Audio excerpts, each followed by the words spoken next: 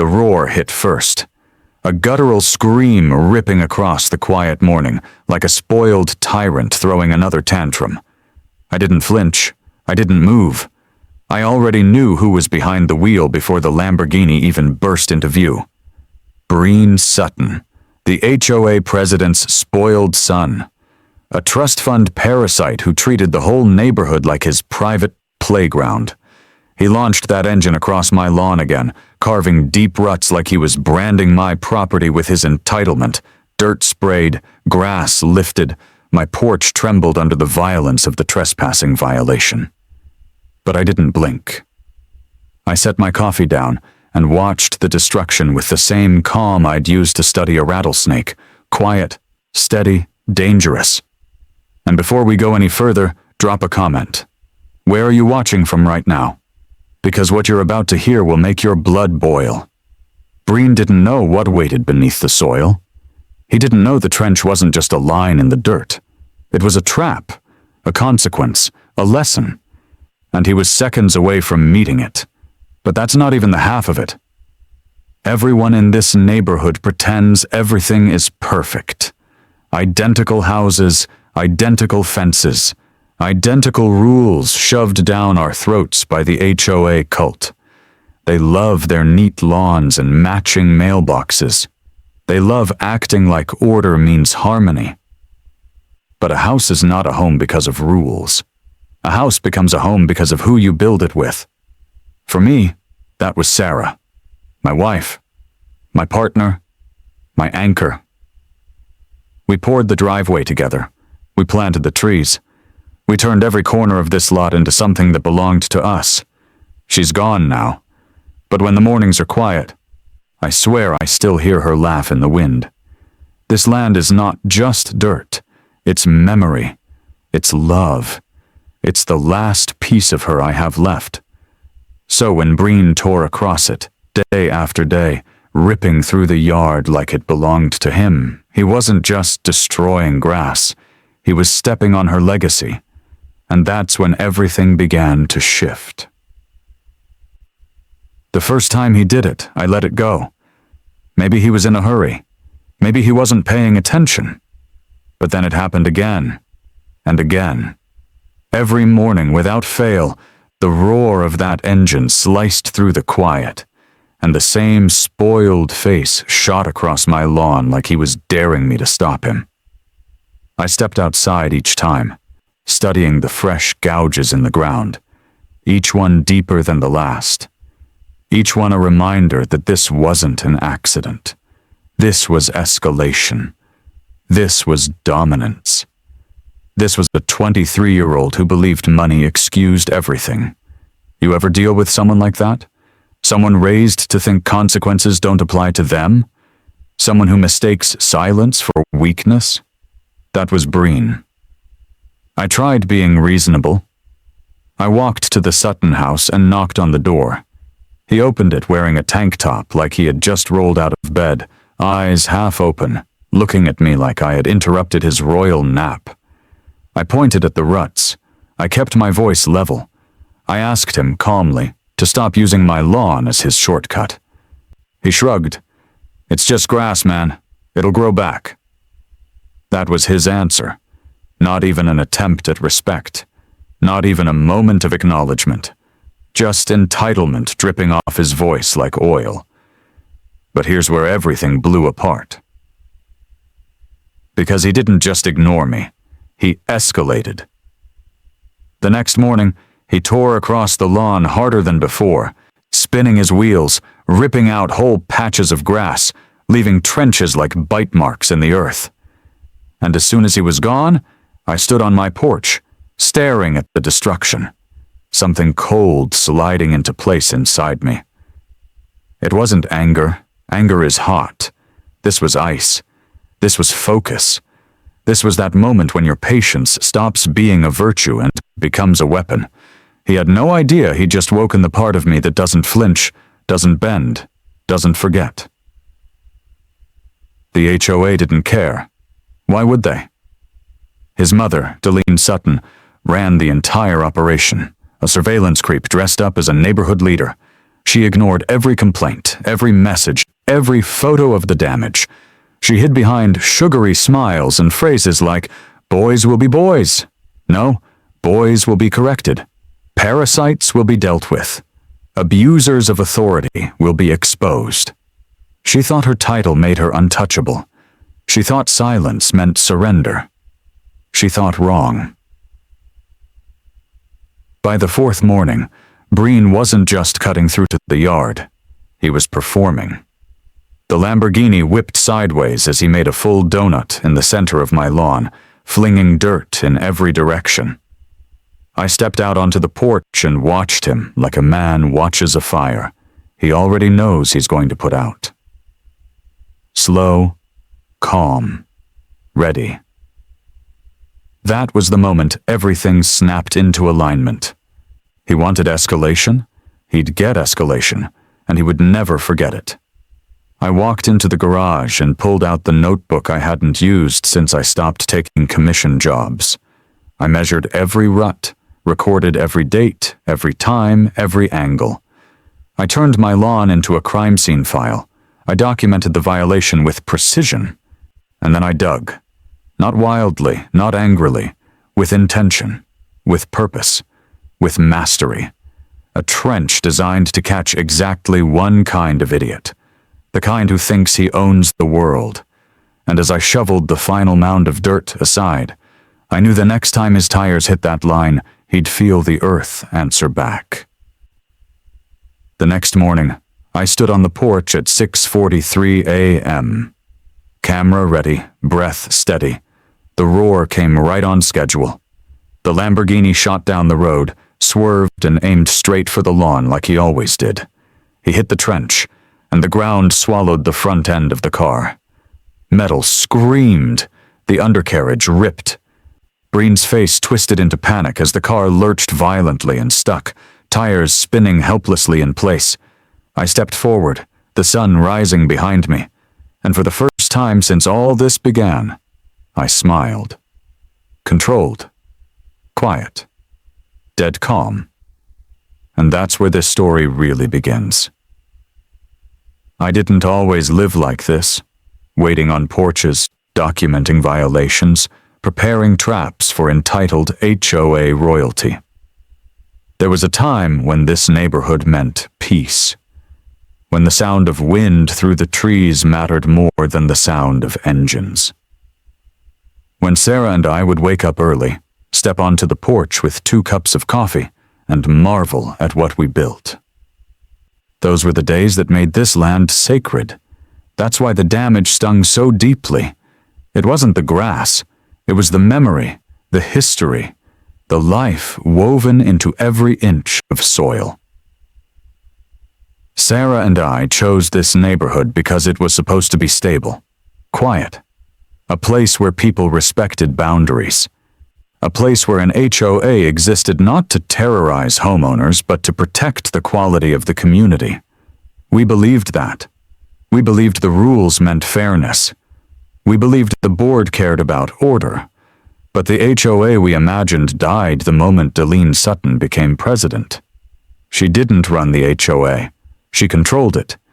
She shaped it around her own ego like a queen building a castle of paperwork and petty authority. The neighbors didn't admire her. They endured her. They whispered complaints behind closed doors, but never dared confront her, because everyone knew what happened when you challenged a Sutton. You got fined, or harassed, or surveilled, or randomly inspected. She weaponized the bylaws like knives, and she raised her son to believe he could do the same. Sarah used to say, "Power shows people who they really are." If she were alive to see what the Suttons had become, she'd know exactly what they were. Tyrants in pastel cardigans and luxury cars. It wasn't the noise or the damage that broke me. It was the refusal to acknowledge reality.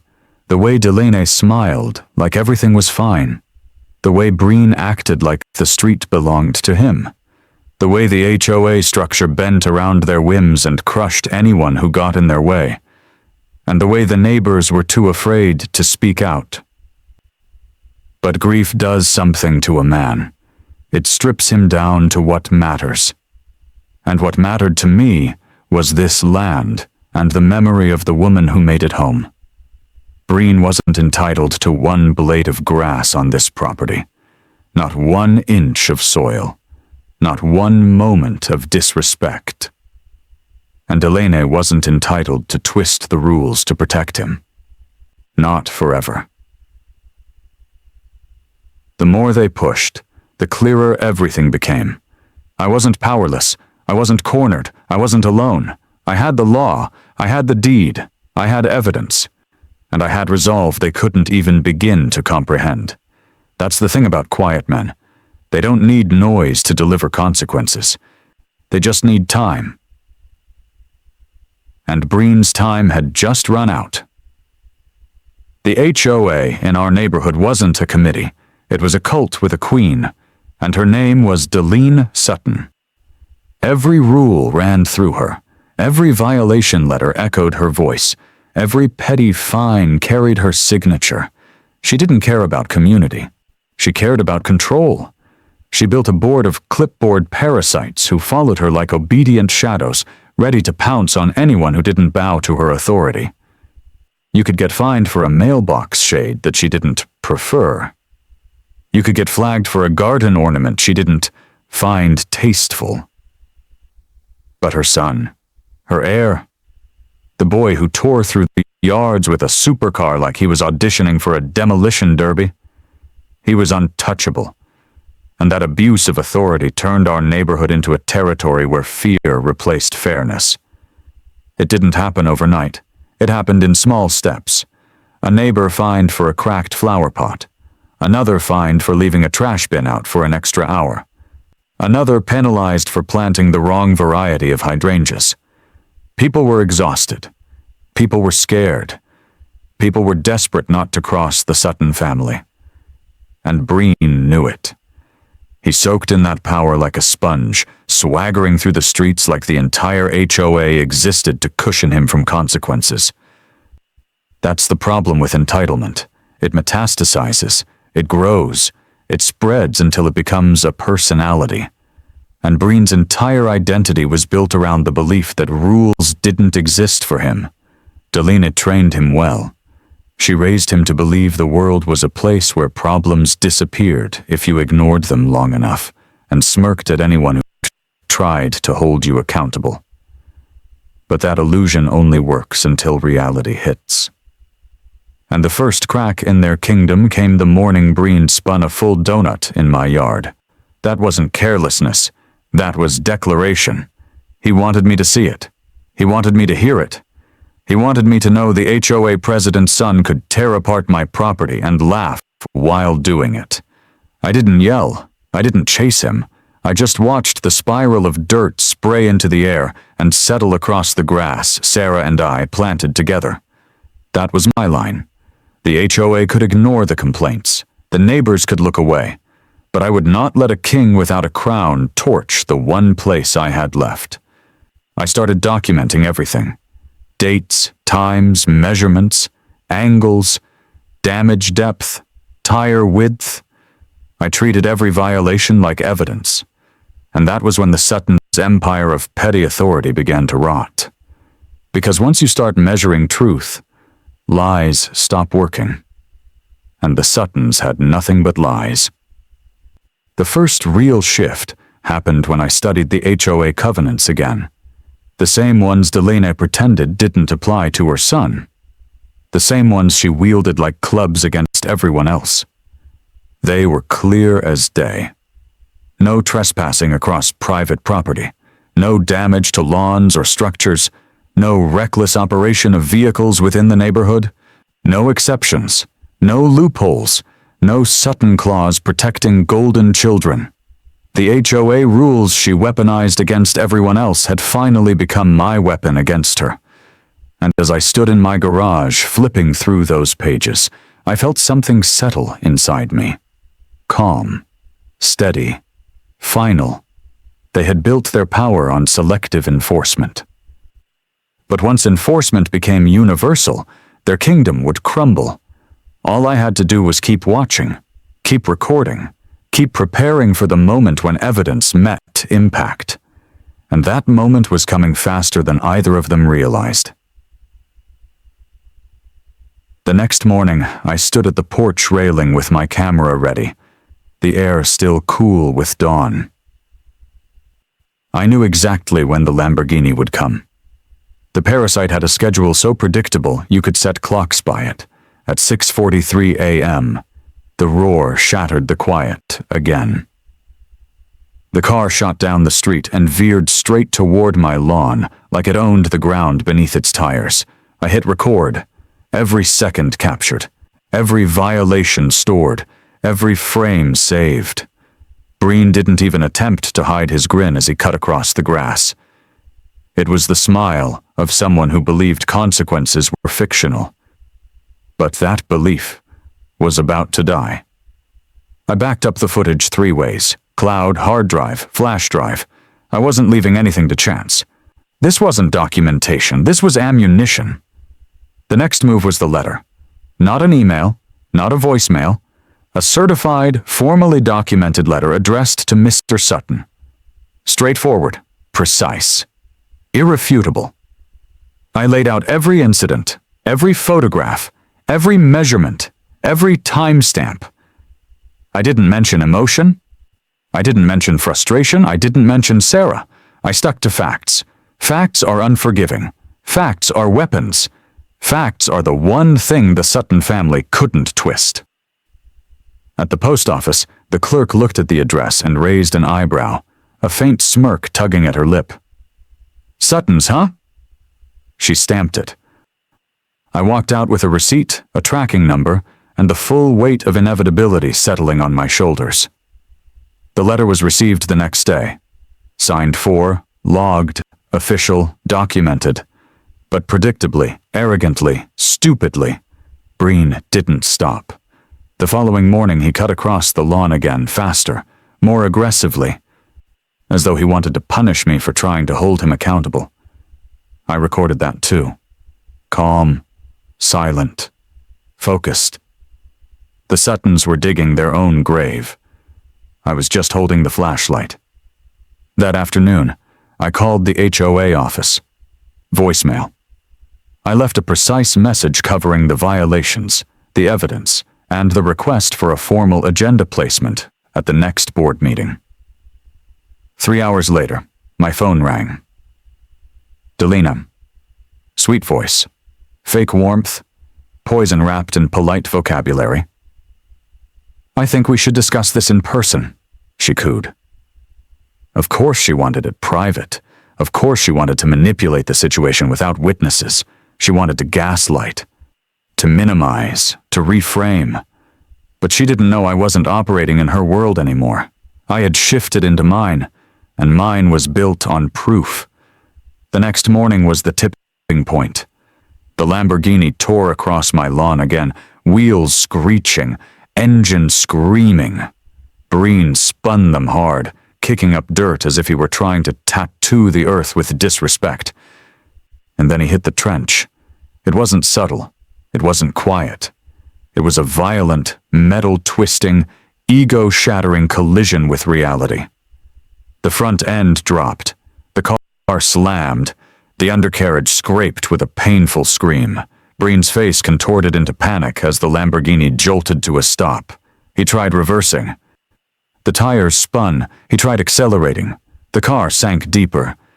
And I stepped out of the house with the calm of a man who had already seen this moment play out inside his mind. The sirens arrived moments later, red and blue flashing across the torn grass. 2 patrol cars rolled up, officers stepping out with confusion turning into understanding as they surveyed the scene. Breen pointed at the trench, shouting, sputtering, demanding someone fix this for him. But the world wasn't bending anymore. Not today. The younger officer walked up to me. What happened here? I didn't explain. I showed the footage. Everything. All of it. His eyes hardened. You've got everything here, he said. This doesn't look like an accident anymore. No, officer, it wasn't. And here's where everything blew apart. The moment the officer stepped toward the Lamborghini, the ground shifted under the Suttons' empire. The younger officer crouched low, inspecting the undercarriage, tracing the deep metal gouges with a practiced eye. Breen tried to talk over him, to spin a story, to rewrite the truth in real time, but his voice cracked under the weight of panic. The officer stood up slowly, dusting his hands off. "This car is stuck," he said. "You'll need a tow truck, and based on the footage, this is intentional property damage." Intentional. Property damage. Words that sliced through the Sutton shield like knives. I watched Breen's face drain of color as the officer repeated the phrase. Intentional. Property damage. Legal language. Consequence language. Adult language. Something he had never heard directed at himself before.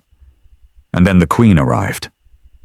Delaney came charging down the driveway in a robe, hair wild, slippers slapping against the concrete like angry punctuation. She demanded answers, demanded explanations, demanded the universe bend back into the shape that suited her. But the older officer raised a hand. One gesture, one word. "Ma'am?" She froze. He explained the situation calmly, professionally, unwavering. Her son had been documented trespassing, documented damaging property, documented ignoring warnings, documented escalating. Every argument she tried to make died at the officer's feet. Every lie collapsed under the weight of evidence. Every attempt to twist the narrative shattered against the simple truth. Her power meant nothing here. Neighbors began gathering in small clusters. Phones came out, cameras recorded. The entire neighborhood watched the Sutton family lose their grip on the world they once controlled. The tow truck pulled up, hydraulic arms lifting the Lamborghini like a trophy of consequence. It dangled in the air, broken, defeated, humiliated, just like the boy who drove it. The older officer stepped toward me with a nod. "You did everything right." And that's when Delaney snapped. She lunged into excuses, accusations, deflections. She blamed me, blamed the HOA, blamed the officers, blamed the universe. But the older officer shut her down with a single sentence. "This is a civil matter now. Your son is responsible." It echoed across the street. Breen deflated. Delaney deflated. Their kingdom deflated. I stood on my porch, watching their collapse unfold like a slow-motion implosion. It was not loud. It was not violent. It was cold, precise, surgical, silent humiliation in its purest form. The next days were quiet. The engine never roared. The trespassing stopped. The Sutton house felt like a tomb, but the final blow wasn't mine. It came from the neighborhood forum. Someone posted photos of the dismantled Lamborghini sitting on the Sutton lawn. Someone else posted the video of Delaney screaming at the officers, her face twisting as authority slipped through her fingers. The posts spread like wildfire. Comments exploded, laughing emojis, shocked emojis. The reign of the Suttons was officially over. When the HOA board called an emergency meeting, the outcome was already decided. Delaney was voted out. Not marginally, not politely, brutally, decisively, publicly. Her power evaporated. Her influence collapsed. Her throne crumbled. And Breen? He didn't leave the house for days. Maybe he was embarrassed. Maybe he was broken. Maybe he finally realized the world didn't revolve around him. But I didn't care. Their silence was enough. Life returned slowly. Quiet returned quickly. For the first time in weeks, I heard birds instead of engines. I fixed the lawn, replanted the torn grass, leveled the soil, rebuilt the edges. And I did it all calmly, methodically, with the same precision I used to craft furniture. Retaliation isn't always rage. Sometimes it's restoration. Sometimes it's reclaiming what was stolen from you.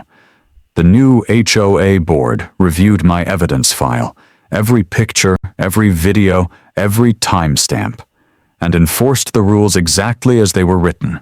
No favoritism, no blind spots, no Sutton clauses. They issued fines. They demanded restitution. They required payment for every inch of damage, and Delaney had no power left to fight it. She tried pleading. She tried spinning. She tried claiming victimhood, but the neighborhood had already seen the truth. She couldn't bully. She couldn't manipulate. She couldn't intimidate. Not anymore. And Breen? He couldn't hide behind her. The restitution bill arrived, cold and final. He would pay for what he destroyed, literally, financially, publicly. I spent my days back in my workshop, cutting lumber, sanding edges, shaping oak. The quiet was beautiful. The peace was earned, and the Suttons stayed far, far away. The new board sent me updates, every fine processed, every charge upheld, every failed appeal. It was not revenge. It was order. It was consequence. It was justice delivered with the same cold clarity I had waited weeks to feel. Morning came without the roar of a Lamborghini, without the crunch of tires, without the shadow of entitlement dragging across my lawn. I stepped onto the porch with a cup of coffee and breathed in a quiet that felt sacred. Sarah would have loved this morning. She would have loved the stillness. She would have loved the restored lawn, the rebuilt driveway. The peace returned to the place we made together. Breen drove by once, slowly, head down, shoulders tight, no music, no arrogance, no engine rev, just silence. That was his apology, and I accepted it without saying a word. The HOA sent their final letter. All damages paid, all fines upheld, all appeals denied. Delaney removed permanently. The Sutton empire gone. I walked the edge of the driveway that evening, the sun dipping behind the roofs, painting the world gold. Everything was still. Everything was clean. Everything was mine again. And as the street settled into silence, the truth crystallized into one final thought. The HOA went dead silent.